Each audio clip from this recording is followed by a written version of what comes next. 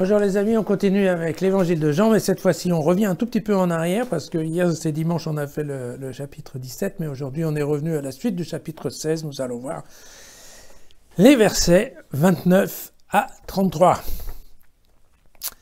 Ses disciples lui dirent « Voici que maintenant tu parles plus ouvertement, et que tu abandonnes tout langage énigmatique. Maintenant nous savons que toi, tu sais toutes choses, et que tu n'as nul besoin que quelqu'un t'interroge.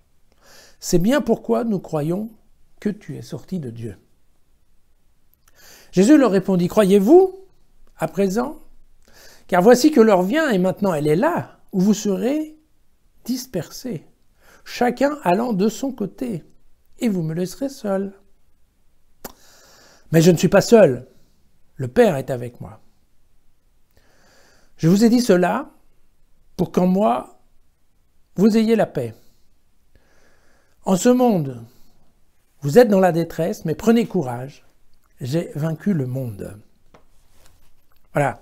Et donc, on revient bien à cette question, n'est-ce pas, de texte, de parler d'une façon énigmatique. Donc, je vous rappelle, c'est ce que je vous avais dit hier, c'est l'histoire des paraboles. Voilà, les paraboles qui a besoin d'expliquer. Et donc là, comme effectivement, au cours du chapitre 16, c'est une discussion assez ouverte de Jésus avec ses disciples qui explique un certain nombre de choses directement par rapport à la relation avec son Père, ce genre de choses. Eh bien, bon, effectivement, les disciples lui disent, oui, là, on a bien compris, quoi. Hein, c'est maintenant, nous savons que toi, tu sais toutes choses et que tu n'as pas besoin qu'on te pose des questions. Et là, ce qui se passe, c'est que globalement, ce que disent les disciples dans cette phrase, ça veut dire qu'effectivement, ils sont impressionnés par le fait que Jésus est capable d'anticiper, non seulement d'anticiper dans le temps, d'être capable de dire, voilà, il va se passer ceci, cela et autre chose, mais en plus d'anticiper les questions. Voilà, c'est-à-dire que Jésus, effectivement, comprend assez vite les soucis et les préoccupations des disciples, les points sur lesquels ils butent, et avant même qu'ils aient eu besoin de poser la question, lui est capable de leur dire « Non, non, vous inquiétez pas, ça va se passer comme ça, ou c'est ceci ce que je veux dire, ou ça se passe comme ça. » Voilà. Et donc, en fait, c'est important. Pourquoi? Parce que dans l'enseignement de Jésus, il y a beaucoup de choses qui répondent à des questions qui sont les questions basiques des Juifs de l'époque. Vous vous souvenez, ces questions sur où habite Dieu, le jugement dernier, sur un certain nombre sur le jugement dernier, sur la vie après la mort. Toutes ces questions sur éventuellement l'envoi d'un Messie, hein, toutes ces problématiques que je dis là, et on s'aperçoit qu'en effet, Jésus a donné de lui-même les réponses à toutes ces questions que les Juifs en général se posent, et que c'est important, puisque comme maintenant les disciples vont partir en mission, et qu'ils vont effectivement devoir faire ce travail qui est d'annoncer la bonne nouvelle, eh bien, il est fort important qu'ils aient déjà un certain nombre de réponses en tête par rapport aux questions que vont poser les Juifs.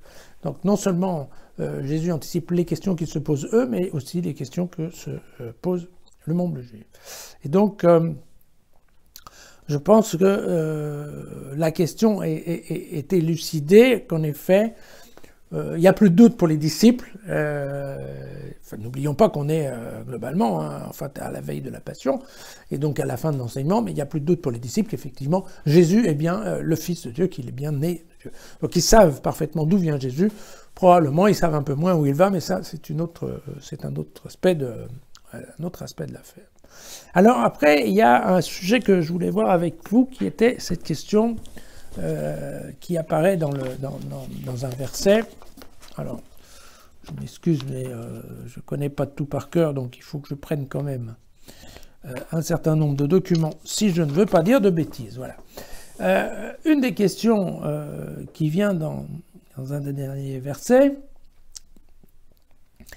il leur dit, vous serez dispersés, chacun allant de son côté, et vous me laisserez seul. Alors, on le sait, vous l'avez vu déjà dans les différents récits de la Passion, que ce soit dans les synoptiques ou dans Saint Jean, on comprend bien que les disciples, comme par magie, disparaissent. Voilà, disparaissent. On retrouvera éventuellement Pierre, mais Pierre, pendant la Passion, on se rappelle qu'il a renié 3 fois, ce qui est une bonne façon aussi de disparaître. Vous vous souvenez qu'il n'était pas à côté de Jésus au moment où il est interrogé par le grand prêtre, il est resté à l'extérieur, et c'est de l'extérieur qu'on lui pose les questions en lui disant « Mais dis donc, toi tu étais des leurs ».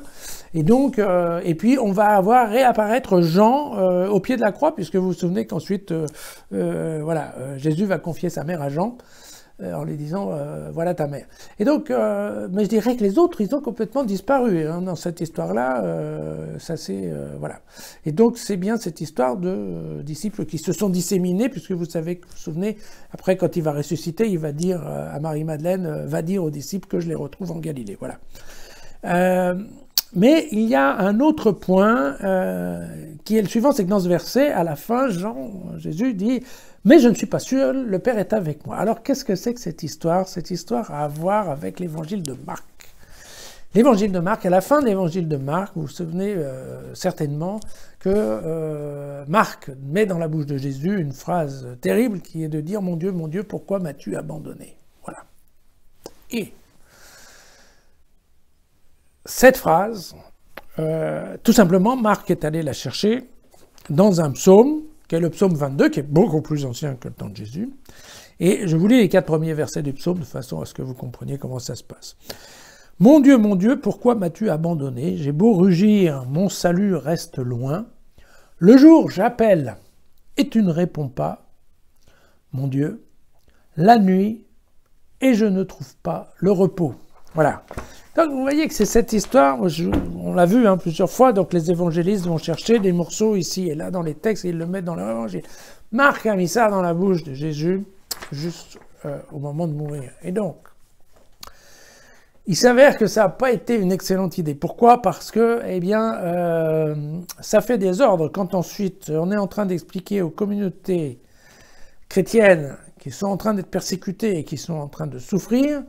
Il est difficile de leur dire, vous inquiétez pas, Dieu est avec vous, il vous accompagne, évidemment. Ils ont tous lu l'évangile de Marc et ils disent, oh attends, tu nous accompagnes, mais en fait, typiquement, bah, lui, quand son fils était sur la croix, eh bien très clairement, il réclamait que son père ne l'accompagnait pas du tout puisqu'il l'avait abandonné. Et donc, vous voyez que c'est pas facile avec ce genre d'ingrédients de faire une bonne soupe. Et donc, très certainement, ce qu'a voulu Jean, c'est retoquer, si je puis utiliser cette expression, retoquer un peu l'évangile de Marc en disant, non, je ne suis pas seul, le Père est avec moi. D'accord ? Alors, ensuite, il y a le verset final qui est bien entendu donc la paix. Donc, en ce monde, vous êtes dans la détresse, mais prenez courage. Je vous envoie ma paix. Donc, vous vous souvenez, la paix qui n'est pas faite pour faire disparaître la douleur, mais pour permettre de l'aborder d'une meilleure façon. Je vous rappelle, et j'insiste, il n'y a nulle part écrit, ni dans la Bible ni l'Évangile, que Dieu allait régler tous les problèmes de la planète et qu'il n'allait retirer tout ce qui était le malheur du monde. Ce n'est absolument pas ça ce qui est écrit. Vous rappellerez avec Jean, des pauvres vous en aurez toujours. Hein. Non, la question c'est qu'en effet, la paix du Christ, la paix de Dieu est une paix qui vous permet une certaine paix intérieure, une paix de l'esprit, et qui donc vous permet de gérer un peu meilleur la douleur du monde. Voilà. Et puis, le « j'ai vaincu le monde ». Alors, « j'ai vaincu le monde », c'est aussi une belle phrase.